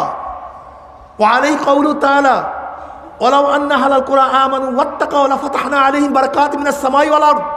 আল্লামা বাইজাবি রাহমাতুল্লাহ আলাইহি বলেন, তাকওয়ার ব্যাখ্যাটা কি? আত-তাজান্নুব আন কুল্লি মা ইউসামু মিন ফাইলিন আও তারকিন হাত্তা আস-সাগাইর ইনদা কওমিন। বলেন করণীয়, বলেন বর্জনীয়, যা করলে অথবা বর্জন করলে গুনাহ হয় এমন জিনিস থেকে নিজেকে বাঁচাইয়া রাখার নাম তাকওয়া। করণীয় বর্জনীয়। নামাজ করণীয় না বর্জনীয়? মদ করণীয় না বর্জনীয়? যদি মদ ধরেন গুনাহ, নামাজ ছাড়েন গুনাহ। রোজা করণীয় না বর্জনীয়? যদি রোজা ছাড়েন, দেখছেন করণীয় বর্জনীয়, যা করলে অথবা বর্জন করলে গুনাহ হয় এমন জিনিস থেকে নিজেকে বাঁচায় রাখার নাম তাকওয়া। পর্দা করণীয় না বর্জনীয়? কোনো মৌলবী যদি বেপর্দা হয়, কথা বলেন না কেন? গুনাহ না সওয়াব? মনে করতে হবে, যেইখানে বেপর্দা মহিলারা যায় যে ব্যক্তি বিপর্দা মহিলার সাথে সাক্ষাৎ করে ও কোনোদিন আল্লাহর ওলি হতে পারে না, বড় শয়তান ভণ্ড হতে পারে। ও ভণ্ড, আল্লাহর ওলি না। বেপর্দা এটা অলির সিফাত না, অলির গুণ না, বরং এটা ফাসেকের গুণ, এটা শয়তানের গুণ। দাড়ি রাখা গুনার কাজ না, দাড়ি কাটা গুনার কাজ? যারা দাড়ি কাটেন আপনি কোনোদিন অলি হতে পারেন না, মিথ্যা কথা, আপনি অলি হতে পারবেন না। আজকে আমাদের যুবক সন্তানদেরকে এক দল লোক আছে যারা বলে দাড়ি এত লাগে না, এত টুপি লাগে না, অমুক লাগে না, তমুক লাগে। শোনেন, একটা মার্সিডিজ গাড়ি, BMW গাড়ি, সব কিছু ঠিক, ইঞ্জিন চাকা সব অল এভরিথিং কমপ্লিট, কোনো জায়গায় ডিস্টার্ব নাই, শুধু রং নাই। কি নাই? এরকম একটা গাড়ি যদি শোরুমে রাখেন বিক্রি হবে? কে? কারণটা কি? এর ফরজ চাকা আছে, এর ফরজ ইঞ্জিন আছে, এর ফরজ সব কিছু আছে। রং তো ফরজ না চলার জন্য, রং তো ফরজ না, এ কিচ্ছু না। চলার জন্য রঙের কোনো প্রয়োজন নাই, স্পিডের জন্য রঙের কোনো প্রয়োজন নাই, আরামের জন্য রঙের কোনো প্রয়োজন নাই, শুধু একটা সৌন্দর্য বৃদ্ধি করে। কি এরকম একটা গাড়ি যদি আপনি রাখেন দাম পাবেন? মুস্তাহাব না থাকার কারণে, সুন্নাত না থাকার কারণে। আবার রং দিছেন কিন্তু পালিশ করেন নাই, ঘষেন নাই, দাম পাবেন? কিন্তু ওর উপরে যত মুস্তাহাব অতিরিক্ত করবেন, যত ঘষা দিবেন তত দাম। একটা জামা অনেক দামি কিন্তু ইস্তারি করলেন না, শোরুমে রাখলেন, জামা কেউ কিনবে কেন? জামা কি ফরজ রং? জামার কি ফরজ ইস্তারি করা? ইস্তারি করা কি মুস্তাহাব? ইস্তারি করা সুন্নাত, এটা অতিরিক্ত। ইস্তারি ছাড়া তো জামা পরা যায়, সতর ঢাকা যায়, সবই তো ঠিক আছে, শুধু ইস্তারি করি নেই, দাম কমবে না বাড়বে? দেখো, একটা দামি জামার মধ্যে যত তুমি নফল করবা, নফল যত নফল, নফল মানে অতিরিক্ত, যত অতিরিক্ত, যত মাজা দিবা, যত ঘষা দিবা, অতিরিক্ত করবা, তত জিনিসের দাম বাড়তে থাকে। কথা ঠিক না? ফরজে মোহাব্বত হয় না, ওয়াজিবে মোহাব্বত প্রকাশিত হয় না। কারণ নামাজ পড়ো কেন? জান্নাত পাওয়ার জন্য। যদি না পড়ো গুতা। রোজা রাখো কেন? জান্নাত পাওয়ার জন্য। যদি রোজা না রাখো গুতা, পিঠান, জাহান্নাম। এর জন্য জান্নাতের লোভও আছে, জাহান্নামের ভয়ও আছে। লেকিন নফল রোজা রাখো কেন? এখানে জান্নাতের ভয়ও নাই, এখানে জাহান্নামের ভয়ও নাই, আমার মাওলার রেজা আছে, রেজা মোহাব্বত। কি কথা ঠিক না? এই জন্য নফলের কারণে মানুষ আল্লাহর কাছাকাছি হয়ে যায়, দামি হয়ে যায়। দেখেন, আপনি বাজার থেকে সব কিছু নিয়ে আসছেন, বড় বড় মাছ সব কিছু, কিন্তু 2 টাকার একটা বাদাম নিয়ে আসছেন স্ত্রীর জন্য। আপনার মাছে বেশি খুশি না 2 টাকার বাদামে বেশি খুশি? কারণ মাছের ভাগ সবাই, কিন্তু এই বাদাম শুধু স্ত্রীর জন্যই আমার স্বামী নিয়ে আসছে। এর জন্য নফল যত থাকবে সেখানে দাম বাড়তে থাকে। কি কথা ঠিক না? আমার কথা বুঝাতে পারছি? আজকে আমাদের সন্তানদেরকে বিভিন্ন কৌশলে সুন্নাত থেকে দূরে সরাইয়া দিচ্ছে। অথচ নবী আলাইহিস সালাম কি বলছেন? লা ইউমিনু আহাদুকুম হাত্তা আকুনা আহাব্বা ইলাইহি মিন ওয়ালিদিহি ওয়া ওয়ালাদিহি ওয়ান নাসি আজমাইন। কখনো মুমিন হতে পারবি না, কখনো না, যতক্ষণ পর্যন্ত আমি নবীকে, তোর বাবা, তোর মা, তোর সন্তান, তোর স্ত্রী, তোর স্বামী, তোর ছেলে, তোর মেয়ে, তোর টাকা, তোর পয়সা, এমনকি তোর নিজের জীবনের চেয়েও আমি নবীকে বেশি মোহাব্বত না করবি, ততক্ষণ পর্যন্ত মুমিন হতে পারবি না। লা ইউমিনু আহাদুকুম। এই হাদিস ওমর ইবনে খাত্তাব রাদিয়াল্লাহু শোনার সাথে সাথে বলছি, ইয়া নবী আল্লাহ, ইয়া রাসূলুল্লাহ, আমার স্ত্রীর চেয়ে, স্বামীর চেয়ে, আমার স্ত্রীর চেয়ে, আমার বাবার চেয়ে, আমার মেয়ের চেয়ে, আমার টাকা, আমার পয়সা, সব কিছুর চেয়ে আপনাকে বেশি মোহাব্বত করি, লেকিন আমার জীবনের চেয়ে আপনাকে বেশি মোহাব্বত করতে পারি নাই। আমরা তো মুনাফিক, আমরা তো বস আসি আপনার হুজুর আপনার জন্য জীবন দিয়ে দেবো হুজুর, একলা আপনার হুকুমে প্রথম শহীদ আমি হয়ে যাব হুজুর। কিন্তু যখনই ডাক দেয় প্রথম সরে দৌড় দেয় ওই হুজুরই প্রথম দৌড় দেয়। কি কথা ঠিক না? সুফাই ওমর ইবনে খাত্তাব রাদিয়াল্লাহু বললেন, ইয়া নবী আল্লাহ, আমার জীবনের চেয়ে বেশি মোহাব্বত আপনাকে করতে পারি নাই। আমার নবী ধমক দিলেন, ওমর, এ ওমর, যতক্ষণ পর্যন্ত তোমার জীবনের চেয়ে আমাকে বেশি মোহাব্বত করতে না পারবা, ততক্ষণ পর্যন্ত মুমিন হতে পারবা না। এই যে ধমক মারছে না, তাওয়াজ্জু, এর নাম কি? তাওয়াজ্জু, এর নাম তাওয়াজ্জু। যে ধমক মারছে নূরের ঝলকানি মারছে। ইত্তাকু আন ফারাসাতিল মুমিন ফাইন্নাহু ইয়ানজুরু বিনূরিল্লাহ। মুমিনের বিশেষ নজর থেকে নিজেকে বাঁচায় রাখো, কেন মুমিন এই চর্মচক্ষু দিয়া তাকায় না, তারা নূর দিয়া তাকায়। যেই ধাক্কা মারছে, এবার ওমর ইবনে খাত্তাব বলছে, আল্লাহর কসম ইয়া নবী আল্লাহ, আমি দেখতেছি আমার জীবনের চেয়ে আপনাকে বেশি মহব্বত করি। মহব্বত কেমনে হবে? মান আহাব্বা সুন্নতি ফাকাদ আহাব্বানি ওয়া মান আহাব্বানি কানা মাই ফিল জান্নাহ। এই যুবক, তুমি এইভাবে চুল কাটছো কেন? কল নেইমার এইভাবে চুল কাটছে। তুই এইভাবে ডিজাইনে পোশাক পরলা কেন? বলে হলিউডের অমুক নায়ক এই ডিজাইনের পোশাক পরছে। বলে এই ডিজাইনের কেয়ার্স কিনছো কেন? বলে অমুক ফুটবল খেলোয়াড় এই ডিজাইনের কেয়ার্স কিনছে। এ আমার মা, তুমি এই ডিজাইনের পোশাক পরলা কেন? বলে বোম্বের অমুক নায়িকা এই ডিজাইনের পোশাক চুজ করছে। একদিনে ফতুয়া জিজ্ঞাসা করছে এই রং জায়েজ কি জায়েজ না, ফরজ কি ফরজ না, না মুস্তাহাব না সুন্নাত। একদিনও মাসালা জিজ্ঞাসা করো নাই। যেহেতু তুমি যাকে পছন্দ করছো তার ডিজাইনের চুল তোমার কাছে ভালো লাগছে, যাকে মোহাব্বত করছো তার ডিজাইনের দাড়ি তোমার কাছে ভালো লাগছে, যাকে মোহাব্বত করছো তার ডিজাইনের পোশাক তোমার গায়ে শোভা পাইছে। ফতুয়া কোনোদিন জিজ্ঞাসা করো নাই। ফতুয়া দিয়া মোহাব্বত হয় না, মোহাব্বত ভিন্ন জিনিসের নাম।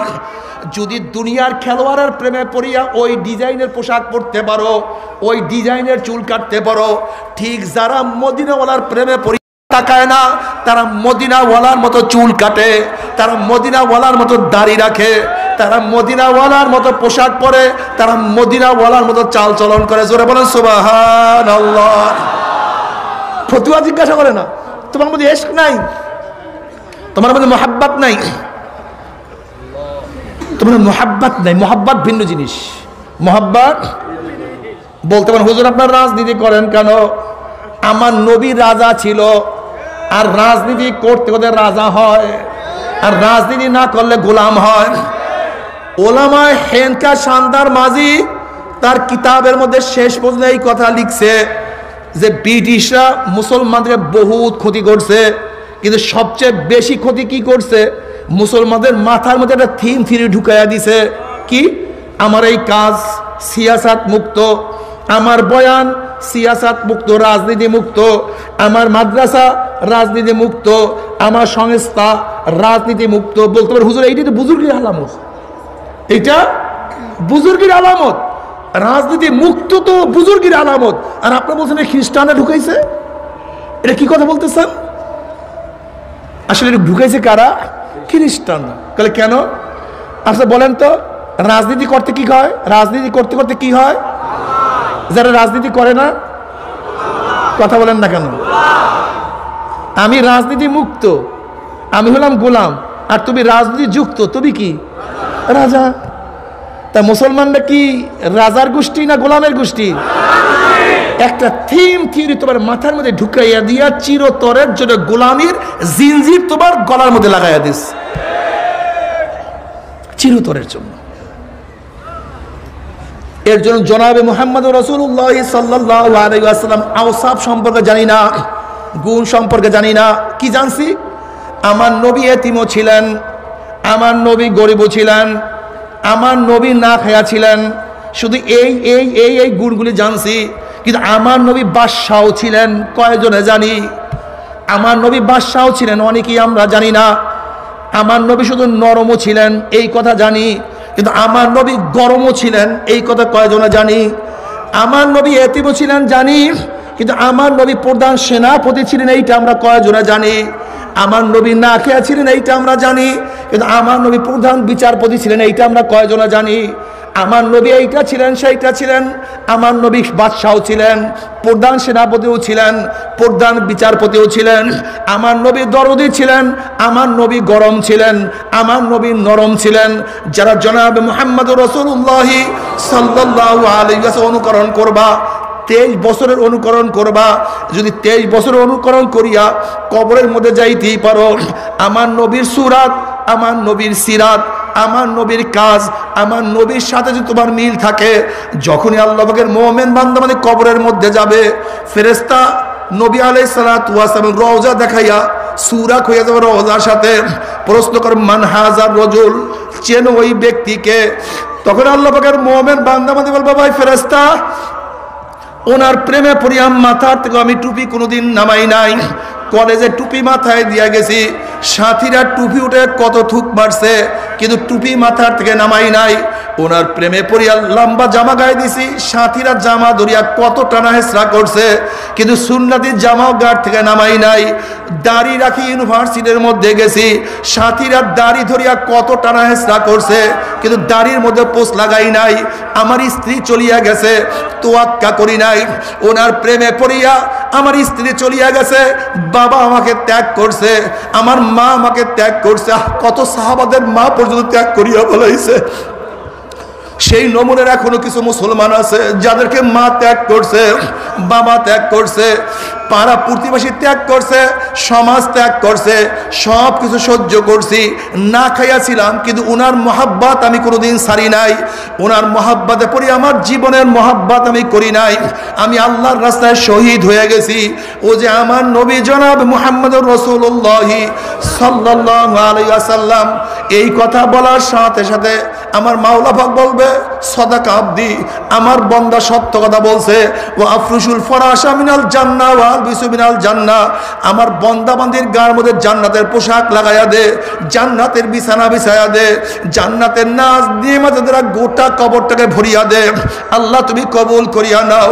কিয়ামতের ময়দানে আল্লাহ পাকের বান্দা বান্দি উঠবে, আর জনাব মুহাম্মদুর রাসূলুল্লাহ সাল্লাল্লাহু আলাইহি ওয়াসাল্লাম নিজেই হাদিসের মধ্যে ফরমান, আমাকে 3 জায়গায় খোঁজ করিও, 3 জায়গায়। মিজানে আমার কাছে, মিজানের কাছে আমাকে খোঁজ করিও, পুসরাতের কিনারে আমাকে খোঁজ করিও, হাউজের কাছে আমাকে খোঁজ করিও, আমি হাউজের কাছে থাকবো। জনাবে মুহাম্মদুর রাসূলুল্লাহ সাল্লাল্লাহু আলাইহি ওয়াসাল্লাম হাউজে কাউসারের কিনারায় গিয়া সবাইকে ডাকবে, আয় আমার উম্মতরা আয়, আমি তোদেরকে এক পেয়ালা হাউজে কাউসারের পানি পান করাইয়া দেব। 50,000 বছরের মধ্যে আর পানির পিপাসা লাগবে না। সাহাবারা প্রশ্ন করছে, ইয়া নবী আল্লাহ, ইয়া রাসূলুল্লাহ, কিয়ামতের ময়দানে আদম থেকে শুরু করে কিয়ামত পর্যন্ত সমস্ত মানুষই উঠবে, আপনি আমাদেরকে চিনবেন কিভাবে? নবী আলাইহিস সালাতু ওয়াস সালাম বললেন, হে আমার সাহাবারা, লক্ষ লক্ষ ঘোড়ার মধ্যে কোন ঘোড়ার যদি কপালে চাঁদ থাকে, পাগুলি সাদা থাকে, তাকে কি চিনিয়া বের করতে কোনো কষ্ট হয় নাকি? না ইয়া নবী আল্লাহ, তাকে চিনতে কোনো কষ্ট হয় না, বের করতে কোনো কষ্ট হয় না। নবী আলাইহিস সালাতু ওয়াস সালাম বললেন, কিয়ামতের ময়দানে আমার উম্মতের সিজদার জায়গা থেকে নূর ঝলকাইতে থাকবে, উজুর জায়গাগুলো সব নূরে আলোকিত হয়ে যাবে, আমি দেখিয়াই চিনিয়া বলবো। আল্লাহ তুমি কবুল করিয়া নাও। নবী আলাইহিস সালাতু ওয়াস সালাম ডাকবে, আয় আমার উম্মতরা আয়, আমি তোদেরকে এক পেয়ালা হাউজে কাউসারের পানি পান করাইয়া দেব। মান শারেবা লাম ইয়াজমা আবাদা, বুখারীর মধ্যে রওয়ায়াত আছে, যে ব্যক্তি এক পেয়ালা হাউজে কাউসারের পানি পান করবে 50,000 বছরের মধ্যে আর পানির পিপাসা লাগবে না। সমস্ত মানুষ দৌড় দিবে হাউজে কাউসারের পানি পান করার জন্য। গেটের মধ্যে একদল ফেরেশতারা মানুষদের আটকায়া ফেলাইবে, ঢুকতে দিবে না। ওই সমস্ত ব্যক্তির ইয়া নবী আল্লাহ, ইয়া রাসূলুল্লাহ, আপনি আমাদেরকে ডাকছেন, কিন্তু ফেরেশতারা আমাদেরকে আসতে দেয় না, আটকায়া ফেলাইছে। ওই ব্যক্তির অবস্থা কেমন হবে?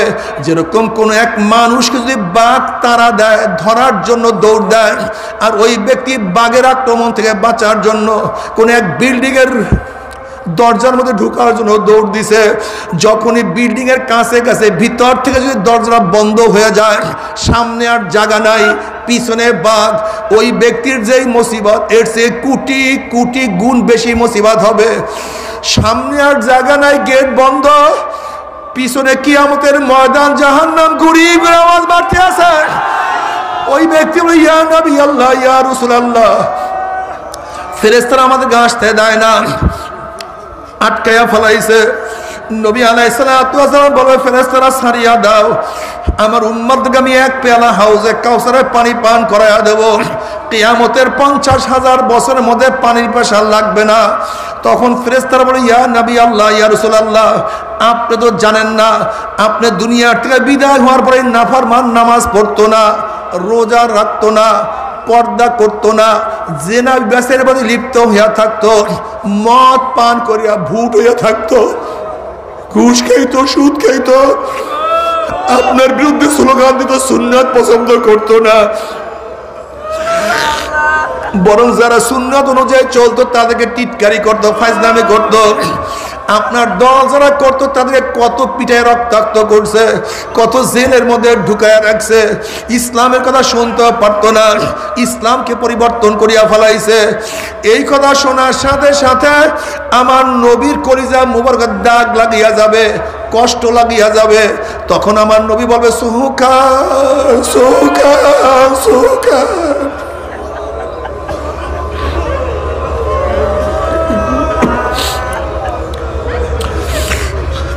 সোকান দূর দূর দূর,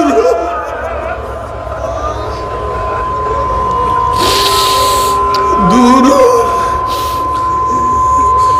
তোরা আমার উম্মত না।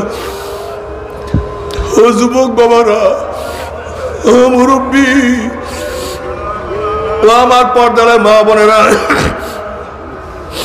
কোথায় রওনা করছো? কি নিয়ে রওনা করছো? কোথায় রওনা করছো? কি নিয়ে রওনা করছো? খবরদার হিসাব নিকাশ না মিলিয়া কেউ মাওলার কবরে যাইও না। এ আমার বাবা খুব ভালো মতো বুঝো, আমার মারা ভালো মতো বুঝো। যখন কবরের মধ্যে নবী আলাইহিস সালাতু ওয়াস সালামের রওজার সাথে সুরাক হয়ে যাবে, রাস্তা হইয়া যাবে, বলবে মান হাজার রজুল, চেনো এই ব্যক্তিকে। তখন নাফরমান দেখবেন নবীর মাথার সাথে নাফরমানের মাথার মিল নাই, নবীর চেহারার সাথে নাফরমানের চেহারার মিল নাই, নবীর পোশাকের সাথে নাফরমানের পোশাকের মিল নাই, নবীর দলের সাথে নাফরমানের দলের মিল নাই, নবীর আদর্শ নীতির সাথে নাফরমানের আদর্শ এবং নীতির মিল নাই, নবীর সাথে নেতার কোনো মিল নাই। তখন আমার নবীকে নাফরমান চিনতে পারবে না। তখন নাফরমান চিন্তা করে কোনটা সঠিক কোনটা বেঠিক, নাফরমান সিদ্ধান্ত নিতে পারবে না। তখন নাফরমান বলবে, হা হা হা লাদিরি, হা হা লাদিরি, আমি ওনাকে চিনি না, ওনার সাথে আমার কোনোই পরিচয় নাই, ওনার সাথে আমার কোনোই সম্পর্ক নাই। এই কথা শোনার সাথে সাথে আমার মাওলার ডাক দিয়া বলবে, কাযাবাদু গুল্লাহ, আমার দুশমন মিথ্যা কথা বলছে, এ কবরের মাটি চাপ দে। অমনি কবরের দুই পাশের মাটি এত জোরে চাপ মারবে, চাপে ছড়ে এক পাজরের হাঁটি আর এক পাজরে লাগাইয়া ফেলাইবে। আল্লাহ তুমি মাফ করিয়া দাও, এ সাপ জড়াইয়া ধর। অমনি 99টা সাপ আসিয়া নাফরমানকে প্যাঁচ মারিয়া ফেলাইবে। এ ফেরেশতারা কবরের মধ্যে আগুন ধরাইয়া দেয়। অমনি হুফরাত মিন হুফরাইনার, গোটা কবরটা জাহান্নামের কুয়া হইয়া যাবে। আল্লাহ তুমি আমাদের সবাইকে মাফ করিয়া দাও। আল্লাহ আল্লাহ তুমি আমাদের সবাইকে মাফ করিয়া দাও। আযাবুল কবরে হক্কুন, কবর আযাব সত্য, কোনো সন্দেহ নাই। তুমি কি বুখারী শরীফের রাত দেখো নাই? নবী আলাইহিস সালাতু ওয়াস সালাম দুই কবরের নিকটে গিয়া বললেন, দুই কবরের মধ্যে আযাব চলতে আছে। কেন? একজনে প্রস্রাব থেকে নিজেকে হেফাজত করতো না, আর একজনে সুগুল খুরি করিয়া বেড়াইতো, গিবত শিকায়ত করিয়া বেড়াইতো। ও জ্ঞানী বাবারা, ও আমার জ্ঞানী মা বোনেরা, এখানে নবী এই কথা বলেন নাই লোকটা মুশরিক শিরক করত, লোকটা কাফের কুফরি করত, লোকটা মুনাফিক মুনাফিকি করত, এই কথা বলেন নাই। দুইটা কবিরা গুনার কথা বলছে, দুইটা কবিরা গুনাহ। অথচ আমরা প্রতিদিন কত কবিরা গুনাহ করি।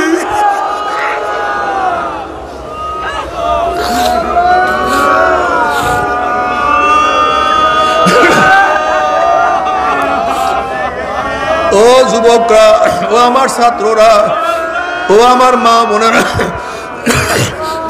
নবী আদম আলাইহিস সালাতু ওয়াস সালাম আল্লাহ পাক একটা হুকুম অমান্য করছে, শুধু একটা হুকুম, শুধু একটা হুকুম, তাও নাফরমানির জন্য না, অবাধ্য হইয়া না। শয়তান ধোঁকা দিছে যে গন্ধম খালি তুমি আল্লাহর কাছে জীবনভর থাকতে পারবা। আল্লাহ তোমাকে দুনিয়াতে নামায়া দিবে। এই গন্ধম খাইলে আইন জান্নাত থেকে আর বের করা হয় না, যেহেতু আল্লাহ পাক তোমাকে দুনিয়াতে পাঠায়া দিবে, এর জন্য গন্ধম খাইতে নিষেধ করছে। নবী আদম তো মাওলার প্রেমিক, মাওলার আশিক, আমার মাওলার কাছে থাকতে চাইছে, যে আমি জীবনভর আমার মাওলার কাছে থাকবো, মাওলার থেকে দূর হব না। এই ধোকা দিয়া গন্ধম খাওয়াইয়া ফেলাইছে, শুধু একটা ভুল করছে। এই একটা ভুল করার কারণে 350 বছর মতো কাঁদছে, কাঁদতে কাঁদতে নজরে করিয়া ফেলাইছে।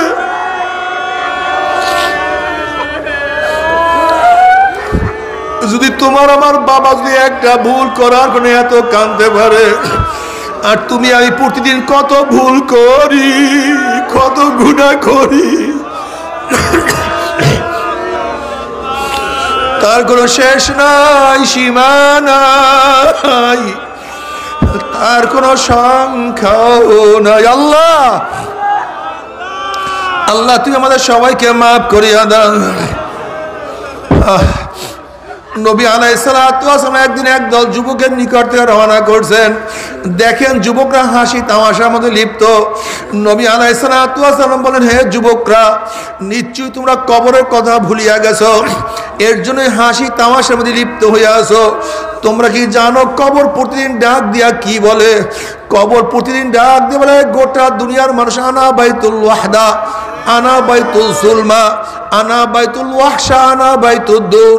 এ গোটা দুনিয়ার মানুষ, আমি একাকীর ঘর, খবরদার মাওলাকে সাথে না নিয়া কেউ আমার কাছে আসিও না। আমি অন্ধকারের ঘর, দুনিয়ার অন্ধকারের 70 গুণ অন্ধকার আমার মধ্যে বাতির ব্যবস্থা না করিয়া কেউ আমার কাছে আসিও না। আনা বাইতুল ওয়াহশা, আনা বাইতুল দূর, আমি পোকামাকড়ের ঘর, আমি সাপ বিচ্ছুর ঘর, খবরদার প্রতিকার না নিয়া কেউ আমার কাছে আসিও না। বাবার আযাবুল কবরে হক্কুন, কবর আযাব সত্য, কোনো সন্দেহ নাই। কত মানুষ কত কবর আযাব দেখছে। আমার দাদাজান রহমাতুল্লাহ আলাইহি একদিন এক জায়গার থেকে যাইতে আছেন, কারি সাহেব বলতেন, হুজুর বড় মেয়ার কবরটা একটু জিয়ারত করিয়া যান।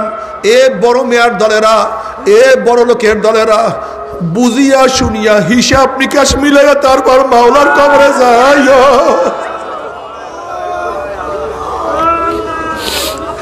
কবরে বড় লোকগিরি চলবে না, এমপি গিরি চলবে না, মিনিস্টার গিরি চলবে না, অফিসার গিরি চলবে না, পীর গিরি কিন্তু কবরের মধ্যে চলবে না।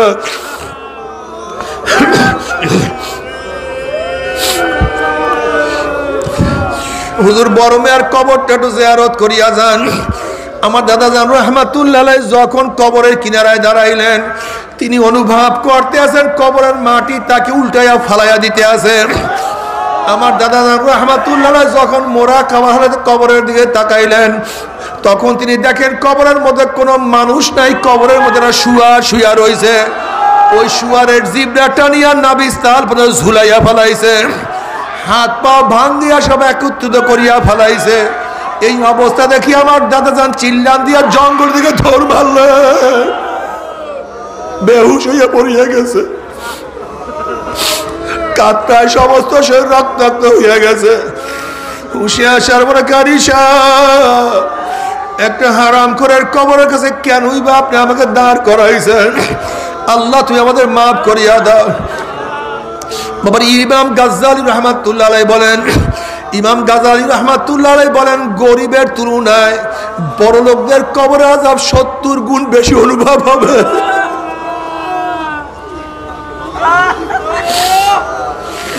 যখন কবরের মধ্যে আযাব শুরু হয়ে যাবে, আর দুনিয়ার সমস্ত ক্ষমতার কথা মনে পড়বে, আরাম আয়েশের কথা মনে পড়বে। আমার বিল্ডিং এত সুন্দর ছিল, আমার খাট এত দামি ছিল, আমার ডাইনিং টেবিলে এত ধরনের খাদ্য মজুদ ছিল, আমার এত সম্মান, আমার ইজ্জত ছিল। যখন দুনিয়ার আরাম আয়েশের কথা মনে পড়বে আর কবরের মধ্যে আযাব শুরু হয়ে যাবে, কি যে ব্যথা লাগবে, এই ব্যথা তো কেউ কাউকে বয়ান করতে পারবে না। আল্লাহ আল্লাহ তুই আমাদের সবাইকে মাফ করিয়া দাও। এ আমার বড় লোক বাবারা, আজকে খালি পায়ে জমিনের মধ্যে হাঁটতে পারো না, পায়ের মধ্যে ব্যথা লাগে। আজকে ছোট্ট একটা কাঁটার আঘাত সহ্য করতে পারো না। আরে আজকে একদিন ক্ষুধার্ত অবস্থায় তুমি আমি থাকতে পারি না,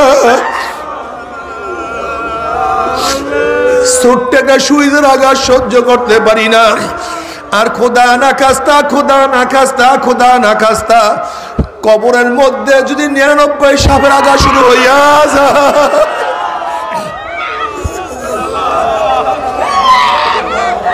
তারপরে কি বলবো? আল্লাহ তুই আমাদের সবাইকে মাফ করিয়া দাও।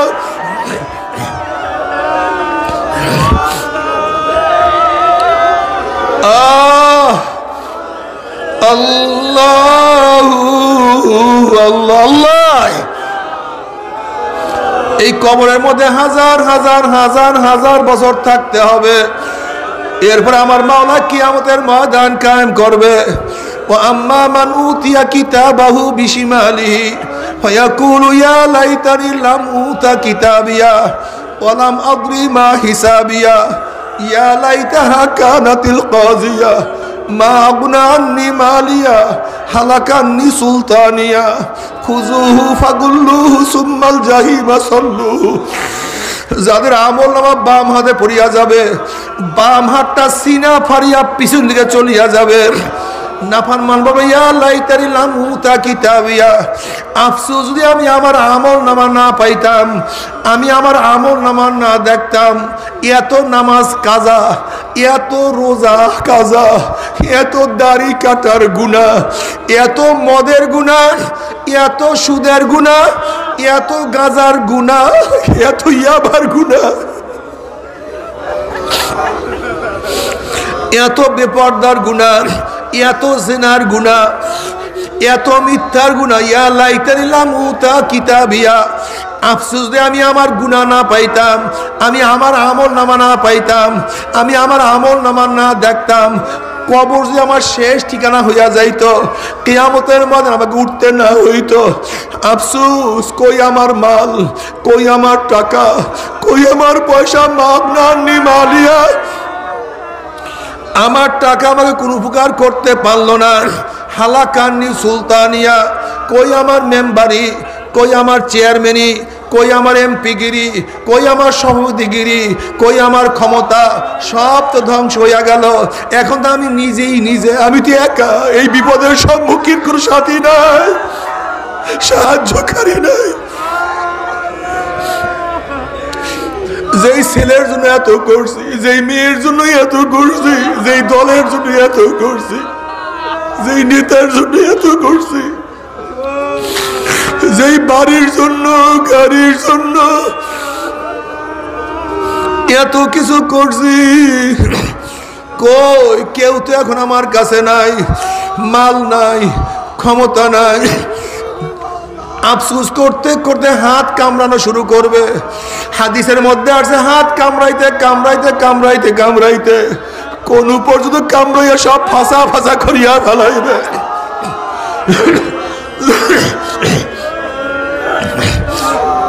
যখন এরকম করতে থাকবে তখন আমার মাওলা ডাক দিয়ে বলবে খুযুহু ফাগুল্লুহু সুম্মাল জাহিমা সাল্লুহু, এ ফেরেশতার নাফরমানকে ধর, ওকে বান্ধিয়া ফেলা। এই আদেশ দেওয়ার সাথে সাথে একদল জাহান্নামের ফেরেশতারা 70 গজ লম্বা লম্বা আগুনের শিকল নিয়ে আসিয়া ওই নাফরমানকে বান্ধিয়া ফেলাই, আল্লাহ মাফ করিয়া দে।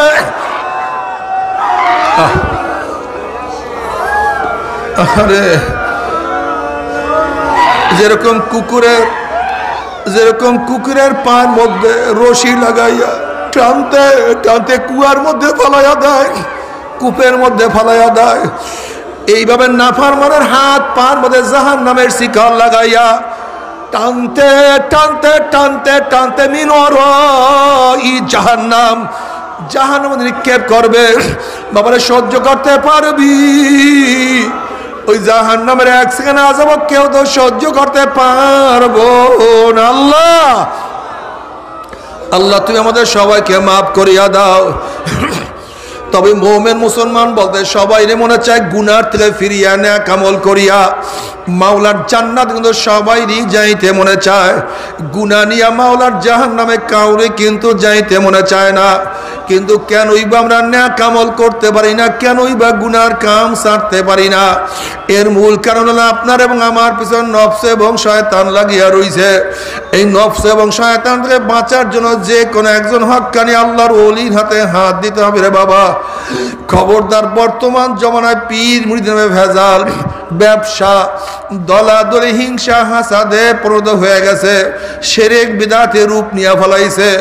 সমস্ত আল্লাহর ওলির একমাত্র যেই পীরের 5 জন মুরিদের মধ্যে কম পক্ষে 3 জনকে দেখবা আলহামদুলিল্লাহ সুন্নাত মুআফিক আমল আকলাক মজবুত হইয়া যাইতে আছে, গুনার কাম ছাড়তে আছে, নেকের আমল ধরতে আছে, কলব নরম হইয়া চোখে পানি আসতে আছে। বৃক্ষতর নাম কি, ফলে পরিচয়। আমি চরমনায় বুঝি না, চরমনার দাওয়াত প্রশংসা প্রচার প্রসার করার জন্য আসি নাই রে বাবা। চরমনায় যাওয়ার তোমার কোনো দরকার নাই, কোনো দরকার নাই, কোনো দরকার নাই। তুমি যার কাছে গিয়া পারো গুনার কাম সারো, নেকের আমল ধরো, কলম নরম করিয়া চোখে পানি নিয়া মাওলার কবরে যাইও। যেরকম দুনিয়ার ঘরে আগুন লাগলে পানি ছাড়া নিবানো যায় না, ঠিক তদ্রুপ তোমার এবং আমার গুনার দ্বারা যেই জাহান্নামের আগুন জ্বলিয়া রইছে, চোখের পানি ও ছাড়া কিন্তু জাহান্নামের আগুন নিবানো সম্ভব না। কাজী বাবা আমার জন্য দোয়া চাই, আমিও দোয়া করি।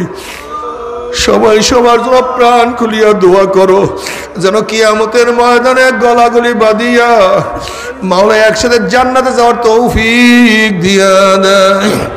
আল্লাহুম্মা আমিন। আল্লাহ